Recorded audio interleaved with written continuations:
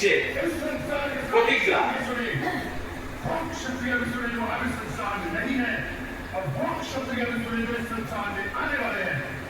मैं जो कहने जा रहा हूँ न मुझसे पहले किसी ने ऐसा कहा है न मेरे पश्चात ऐसा कहेगा। परंतु पुत्र भी ये घोषणा करता हूँ कि जब तक रणभूमि में इस दुशासन की छाती छीन कर इसके लहू में पी लूंगा, अपने पूर्वजों को अपने मुंह में दिखाऊंगा।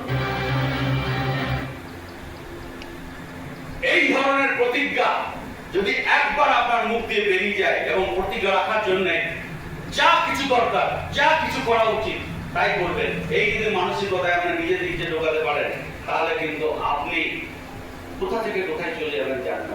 ভীমকে কে চিনত?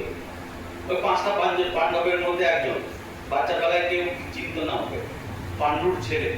কিন্তু আজকে ওই প্রতিজ্ঞার জন্য ও কিন্তু এই জায়গায় এসে পৌঁছেছে। মহাভারতের যুদ্ধ শুরু হচ্ছে, অর্জুন শ্রীকৃষ্ণকে জিজ্ঞেস করছে যে কোন ধরনের ব্যক্তির দ্বারা কোনো কিছু করা যায় না, সে সবসময় ফেলিওর হয়। তখন শ্রীকৃষ্ণ বলেছিলেন, আপনারা সবাই জানেন ওইটাই গীতা, শ্রীকৃষ্ণ বলেছিলেন যে সংশয়ী আত্মা বিনশ্বতি, যে লোক নিজের মধ্যে সংশয় পুষে রাখে তার আত্মা বিনাশ হয়ে যায়। আপনার মনের মধ্যে যদি সন্দেহ থাকে, এলআইসি এজেন্সি করে কিচ্ছু হবে না, সত্যি করে কিছু হবে না। অর্থাৎ যারা জীবনে কিচ্ছু হবে না, আপনি ভেবে দেখুন আপনাদের সঙ্গে বহু ছেলে মেয়ে এজেন্সি দিয়েছিল, তারা কিন্তু আজকে এলআইসি এজেন্সি ছেড়ে দিয়েছে। যারা এজেন্সি ছেড়ে দিয়েছে তারা আজ কোথায়? একজনকে বলুন, একজনকে। আপনাদের পাশে অনেকেই তাদেরকে চেনেন, তারা অন্য পেশাতে একটু যুক্ত হয়ে গেছে। একজন কেউ জীবনে নিজের পায়ে দাঁড়িয়েছে? বহু এজেন্ট আমার কাছে যখন এজেন্সি করতো তখন তাদের গান্ধী ব্রাঞ্চে টপ 10 মধ্যে নাম থাকতো। আজকে তারা যখন আমি লিখা হয়ে গেলাম তখন সইটা করলো না। আপনারা সই করেছিলেন তাই আমার আন্ডারে এসেছিলেন, আপনারা ট্রেনিং পাচ্ছিলেন, তারা সই করলো না। তারা আমার সঙ্গে চালাকি করলো, করলে কিচ্ছু যায় আসতো না। এখন আমি তো যুবকের মতনই কাজ চালিয়ে যাচ্ছি। কিন্তু আজও আপনাদেরকে সমানে ট্রেনিং দিচ্ছি, সমানে বলছি যে মোটর সাইকেল আমি যাবো না, কিন্তু কাঁধে যাবো। বলুন কোথায় যেতে হবে, এখনো বলছি কোন মিটিং এ যেতে হবে, কোন ট্রেনিংটা পেতে হবে, কোন লোকের কাছে যেতে হবে, আমি যাচ্ছি। তো তারা কিন্তু আমাকে ছেড়ে চলে গেল, তাদের আজকে অবস্থা কোথায়? প্রথম কাজ, প্রথম আত্মবিশ্বাসী, প্রথম দুবার ওনাকে নিয়ে এসেছিলাম, পাঞ্জাব সিংকে একবার নিয়ে এসেছিলাম, হরিপদ মাইতিকে একবার নিয়ে এসেছিলাম। কি বিশাল বিশাল সব লোক, এরা এলআইসির লোক, তাদেরকে নিয়ে এসেছিলাম আপনাদেরকে ট্রেনিং দেওয়ার জন্য। কিন্তু অনেকে নিতে পেরেছেন, অনেকে নিতে পারেননি।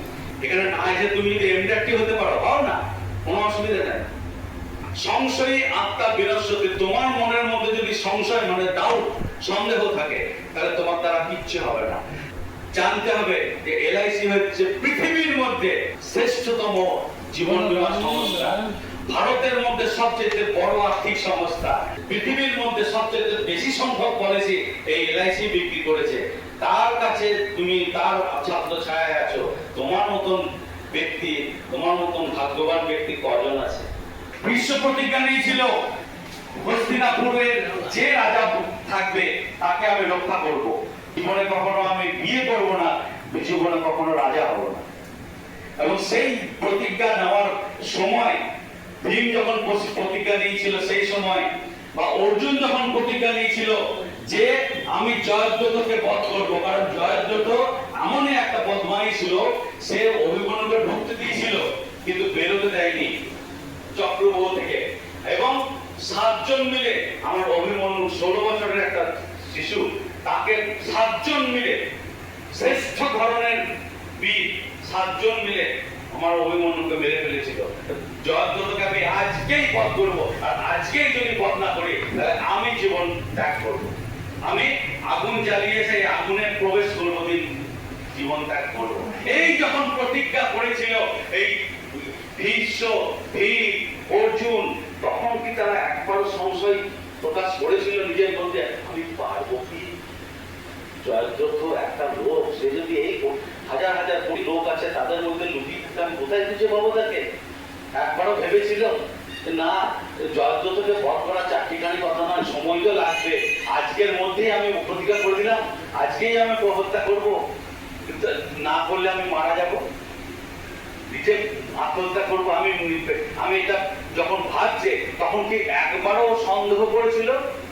কি সন্দেহ করেছিল? কি কখনো ভেবে দেখেনি, পিছন দিকে তাকায়নি যে আমি এটা পারবো? আমাদেরকে যখন বলি যে এই মাসে 15টা পলিসি আপনাকে করতে হবে, আপনারা ভাবেন যে 15টা পলিসি, এই যে বৃষ্টি পড়ছে কি করে 15টা পলিসি করবো, তারপর আবার শ্বশুর বাড়ি থেকে লোক আসবে কিংবা অবিবাহিত দেখতে আসবে আমাকে, কি করে যাবো, তারপরে হয়তো মোটরসাইকেল নাই, মোটরসাইকেলটা পাংচার হয়ে গেছে, হাজারটা যদি তো আপনাকে শর্ত দেন আপনার দ্বারা কিচ্ছু হবে না। আপনি সংশয় থাকুন, ডাউটের মধ্যেই থাকুন, প্রতিজ্ঞা করবেন, একদম প্রথমে প্রতিজ্ঞাটা করে দিন, তারপরে রাস্তা আপনি ভগবান আপনাকে দেবে। ভগবান সব সময় আপনার সঙ্গে আছে, আপনার পাশেই আছে, এটা মাথায় রাখবেন।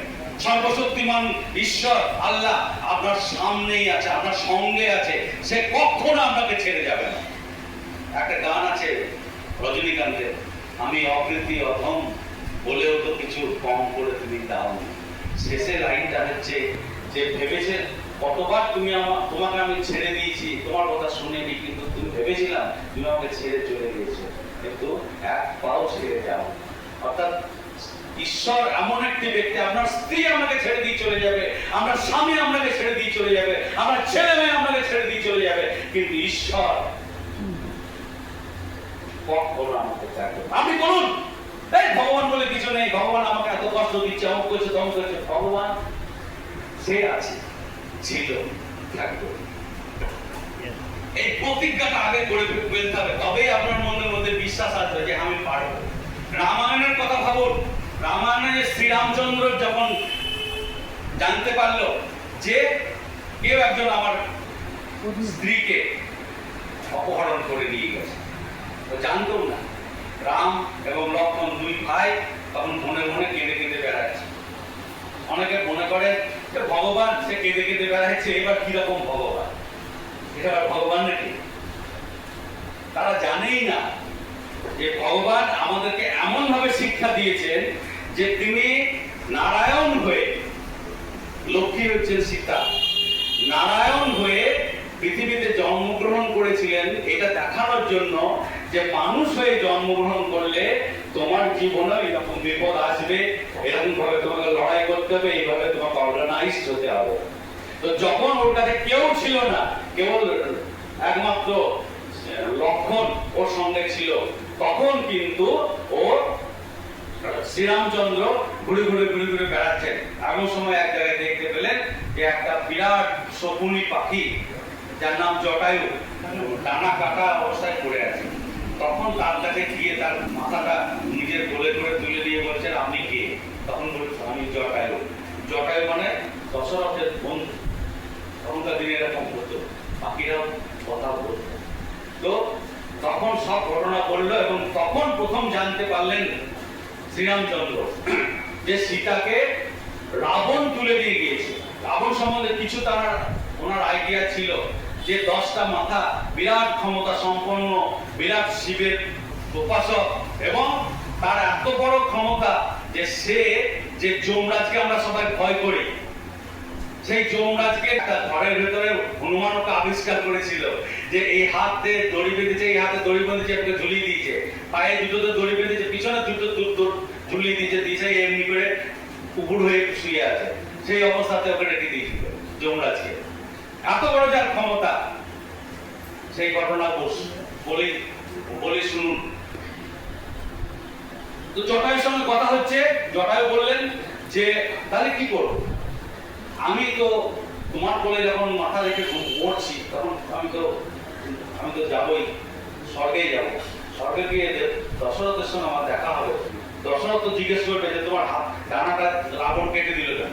তখন আমি বলবো তো যে সীতাকে নিয়ে গেছে চার্জ কি চার্জ নাই।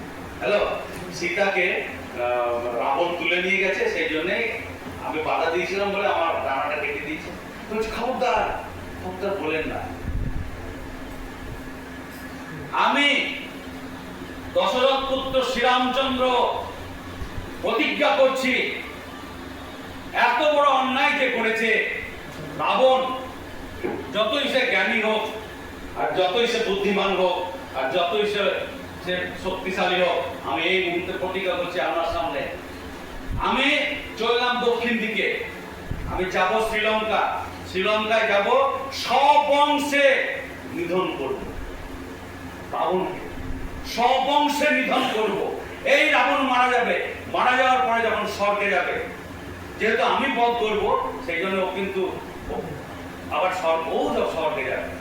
স্বর্গে যখন যাবে তখন সে তাকে জিজ্ঞেস করবে আমার বাবা যে তোমার কি হয়েছিল, তোমাকে রাবণ শ্রীরামচন্দ্র মারলো কেন? তখন সে নিজে মুখে বলবে যে আমি তোমার বৌমাকে অপহরণ করে দিয়েছিলাম গো, সেই জন্য আমাকে শ্রীরামচন্দ্র একদম নির্বংশ করে দিল, বলবে নিজের মুখে। এই প্রতিজ্ঞা আমি তোমাকে করলাম।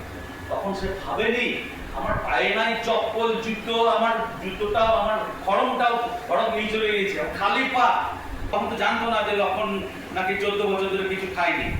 তো লক্ষণ কেবল আমার সঙ্গে আছে, তার সঙ্গে না ছিল কোনো সৈন্য, কেবল একটা ধনুক আর কতগুলো তীর, কিচ্ছু ছিল না, কিন্তু সে প্রতিজ্ঞা করেছে।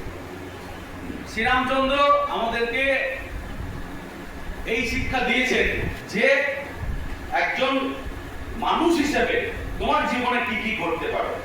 আমাদের জীবনে তো শ্রীরামচন্দ্র থেকে খুবই নগণ্যতম ঘটনা ঘটে, অঘটন ঘটে, তাতে আমরা বলি যে আমাদের কি হইলো, আমার সব চলে গেল। ও বলছে আমার সোনা হারিয়ে গেল, ও বলছে আমার টাকা হারিয়ে গেল, ও বলছে আমার অ্যাক্সিডেন্ট হয়ে আমার পা হাত পঙ্গু হয়ে গেল, কেঁদে মরছে। আরে শ্রীরামচন্দ্রের দিকে তাকিয়ে দেখো, রামচন্দ্র দশরথের পুত্র, পরের দিন তার অভিষেক হবে।